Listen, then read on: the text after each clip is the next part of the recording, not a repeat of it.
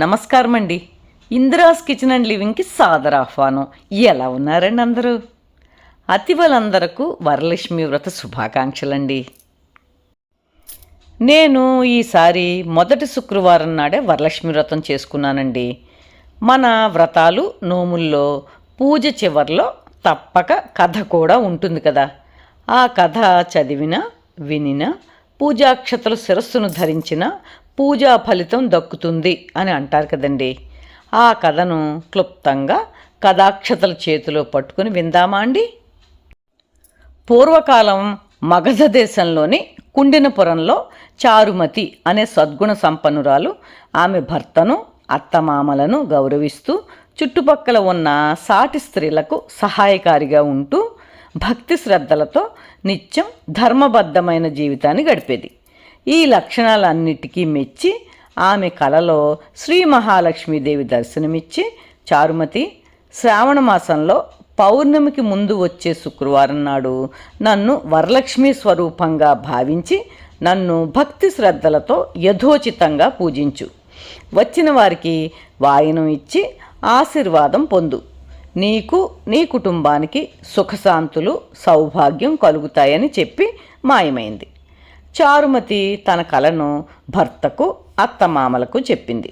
వారు కూడా సంతోషించి ఆ వ్రతాన్ని ఆచరించమన్నారు.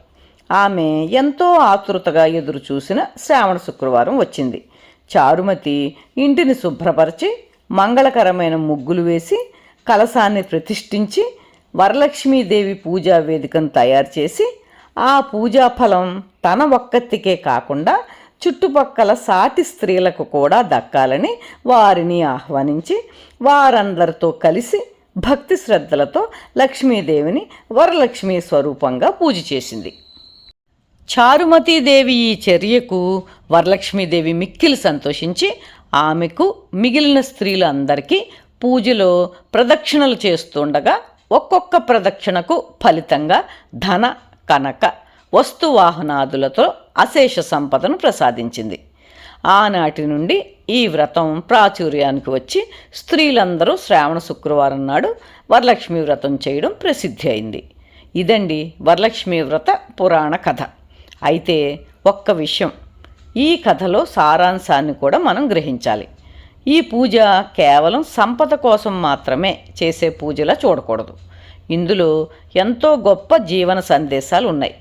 మొదటిది భక్తి అంటే ఆచరణ, రెండోది కుటుంబం పట్ల గౌరవం బాధ్యత, మూడవది స్త్రీ శక్తికి గుర్తింపు గౌరవం, నాలుగోది నలుగురితో పంచుకోవడంలోనే సంపద, ఐదోది కోరికల కంటే శుభగుణాలు ముఖ్యమైనవి.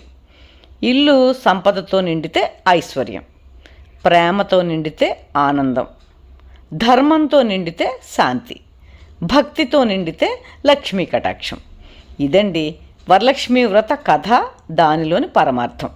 ఇప్పుడు చేతిలోని అక్షతలు మొదట అమ్మవారి మీద వేసి మీ శిరస్సుల మీద వేసుకొని బంధుమిత్రులకు కూడా వేసుకోమని శ్రీ వరలక్ష్మీమాత కటాక్షాన్ని పొందాలి.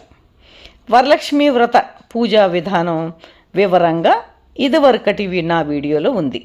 దాని లింక్ని డిస్క్రిప్షన్ బాక్స్లో ఇస్తున్నానండి. ఈ వీడియో కనుక మీకు నచ్చినట్లయితే లైకు, షేరు, కామెంటు చేయండి. సబ్స్క్రైబ్ చేసుకునే వారు ఉంటే సబ్స్క్రైబ్ చేసుకోండి. మీ లైక్స్ నాకు చాలా అమూల్యమండి. Thank you.